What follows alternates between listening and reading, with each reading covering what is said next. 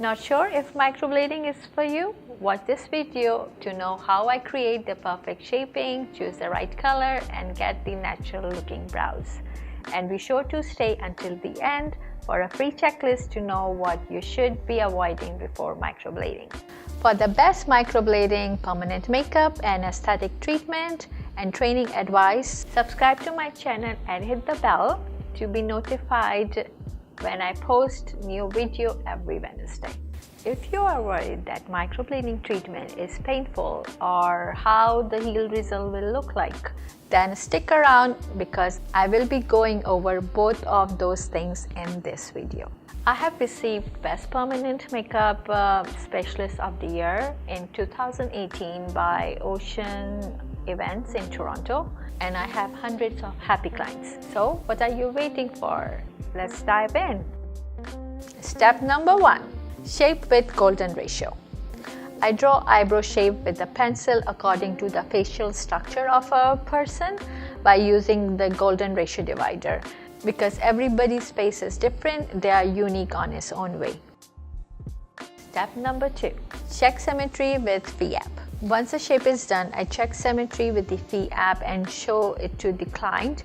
If any adjustments needs to be done, it can be done at this point.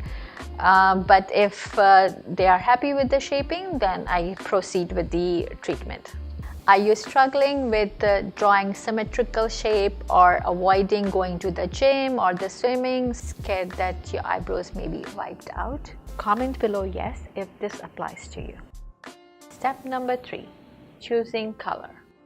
I choose color according to a person's hair color, the eyes color, or the brow color because everybody is different and it can be customized because not every shade goes with everyone. So if I need to make some adjustment or I need to mix some colors to get the perfect color for you, I do it at this point. Step number 4. Microblading process. I do not pre-numb eyebrows before the microblading treatment.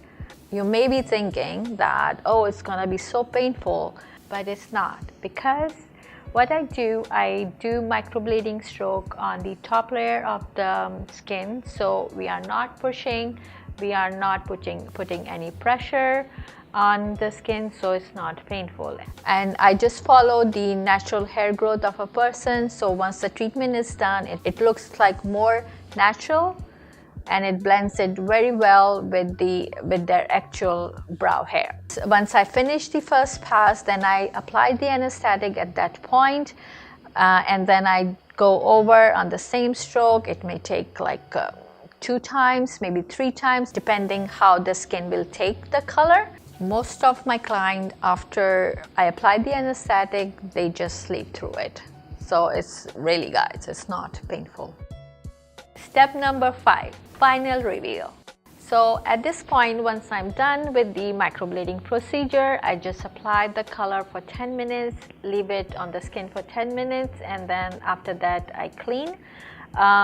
There's no point of keeping the color more than 10 minutes because within that 10 minutes, like, skin is closed, so even if you leave it for more longer, it doesn't really be any beneficial. So just 10 minutes, that should be enough. Clean it, and then yes, now you see her perfect brows. Now you know exactly what's involved in microblading treatment. But do you know how to best prepare for microblading procedure? I have created a free checklist for you guys on what not to eat, drink, or use on your face before the treatment so that you can see the best result. If you are in Toronto or surrounding area, you can book a free consultation with me for any services. It could be microblading, permanent makeup, or aesthetics. The link is in the description below. If you like this video, let me know by liking it below and subscribe. If you know your girlfriends are thinking of getting microblading done, then share it with them. And if you have any questions regarding this microblading process, let me know in the comments below. See you next Wednesday with a new topic on microblading.